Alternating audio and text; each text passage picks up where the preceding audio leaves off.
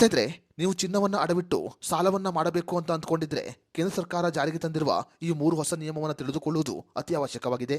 ಜನವರಿ 1, 2026ರಿಂದ ಚಿನ್ನವನ್ನ ಅಡವಿಟ್ಟು ಸಾಲ ಮಾಡೋದಕ್ಕೆ ಸಂಬಂಧಪಟ್ಟಂತೆ ದೇಶಾದ್ಯಂತ 3 ಹೊಸ ನಿಯಮ ಜಾರಿಗೆ ಬಂದಿದೆ. ಗ್ರಾಹಕರ ಸುರಕ್ಷತೆ ಮತ್ತು ಚಿನ್ನದ ಸುರಕ್ಷತೆಯ ಉದ್ದೇಶದಿಂದ ದೇಶಾದ್ಯಂತ ಈ 3 ಹೊಸ ನಿಯಮವನ್ನ ಜಾರಿಗೆ ತರಲಾಗಿದೆ. ಹಾಗಾದ್ರೆ ಗೋಲ್ಡ್ ಲೋನ್ಗಳಿಗೆ ಸಂಬಂಧಪಟ್ಟಂತೆ ದೇಶಾದ್ಯಂತ ಜಾರಿಗೆ ಬಂದಿರುವ 3 ಹೊಸ ನಿಯಮ ಏನು ಅನ್ನೋದರ ಬಗ್ಗೆ ಸಂಪೂರ್ಣ ಮಾಹಿತಿಯನ್ನ ಈ ವಿಡಿಯೋದಲ್ಲಿ ನಾವು ನಿಮಗೆ ತಿಳಿಸಿಕೊಡ್ತೀವಿ. ವಿಡಿಯೋ ತುಂಬಾ ಇನ್ಫಾರ್ಮೇಟಿವ್ ಆಗಿದೆ, ಎಲ್ಲೂ ಸ್ಕಿಪ್ ಮಾಡದೆ ನೋಡಿ. ಸ್ನೇಹಿತರೆ, ಮೊದಲನೇದಾಗಿ ನೀವು ಇನ್ನು ಮುಂದೆ ಚಿನ್ನವನ್ನು ಅಡವಿಟ್ಟು ನಗದು ರೂಪದಲ್ಲಿ ಸಾಲವನ್ನು ಪಡೆದುಕೊಳ್ಳಲು ಸಾಧ್ಯವಿಲ್ಲ.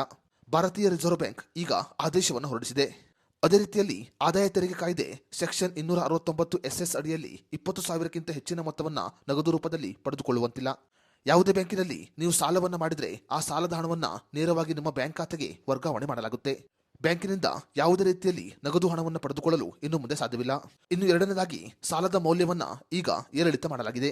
ಸಾಮಾನ್ಯವಾಗಿ ಚಿನ್ನವನ್ನು ಅಡವಿಟ್ಟ ಸಮಯದಲ್ಲಿ ಚಿನ್ನದ ಮೌಲ್ಯದ ಮೇಲೆ 75% ಸಾಲವನ್ನ ಪಡೆದುಕೊಳ್ಳಬಹುದಾಗಿತ್ತು. ಆದರೆ ಈಗ ಆ ನಿಯಮದಲ್ಲಿ ಕೆಲವು ಬದಲಾವಣೆಯನ್ನ ಮಾಡಲಾಗಿದೆ. ಇನ್ನು ಮುಂದೆ ಸಾಲದ ಮೊತ್ತಕ್ಕೆ ಅನುಗುಣವಾಗಿ ಈ ಪ್ರಮಾಣದಲ್ಲಿ ಬದಲಾವಣೆಯನ್ನ ಮಾಡಲು ಭಾರತೀಯ ರಿಸರ್ವ್ ಬ್ಯಾಂಕ್ ಆದೇಶವನ್ನು ಹೊರಡಿಸಿದೆ. ಇನ್ನು ಮುಂದೆ ಚಿನ್ನವನ್ನು ಅಡವಿಟ್ಟು 2.5 ಲಕ್ಷಕ್ಕಿಂತ ಹೆಚ್ಚಿನ ಸಾಲವನ್ನ ಪಡೆದುಕೊಳ್ಳುವವರು 85% ಸಾಲವನ್ನ ಪಡೆದುಕೊಳ್ಳಬಹುದು. ಆದರೆ 5 ಲಕ್ಷ ಅಥವಾ ಅದಕ್ಕಿಂತ ಹೆಚ್ಚಿನ ಸಾಲವನ್ನ ಪಡೆದುಕೊಳ್ಳುವವರು 75% ಮಾತ್ರ ಸಾಲವನ್ನ ಪಡೆದುಕೊಳ್ಳಬಹುದಾಗಿದೆ. ಇನ್ನು ಮೂರನೇದಾಗಿ ಸಾಲವನ್ನ ಮರುಪಾವತಿ ಮಾಡಿದ 7 ದಿನಗಳ ಒಳಗಾಗಿ ನಿಮ್ಮ ಚಿನ್ನವನ್ನ ಬ್ಯಾಂಕಿನವರು ನಿಮಗೆ ವಾಪಸ್ ಕೊಡಬೇಕು. ಒಂದು ವೇಳೆ ಬ್ಯಾಂಕುಗಳು ಅಥವಾ ಹಣಕಾಸು ಸಂಸ್ಥೆಗಳು ನಿಮಗೆ ಚಿನ್ನವನ್ನ ಕೊಡುವುದಕ್ಕೆ ತಡವನ್ನ ಮಾಡಿದ್ರೆ ನೀವು ದಂಡವನ್ನ ಪಡೆದುಕೊಳ್ಳಬಹುದು. ಸಾಲಕ್ಕಾಗಿ ಅಡವಿಟ್ಟ ಚಿನ್ನವನ್ನ ಸಾಲ ತೀರಿಸಿದ ನಂತರ 7 ದಿನಗಳ ಒಳಗಾಗಿ ಆ ಚಿನ್ನವನ್ನ ವಾಪಸ್ ಕೊಡಬೇಕು ಅಂತ ಈಗ ಭಾರತೀಯ ರಿಸರ್ವ್ ಬ್ಯಾಂಕ್ ಆದೇಶವನ್ನು ಹೊರಡಿಸಿದೆ.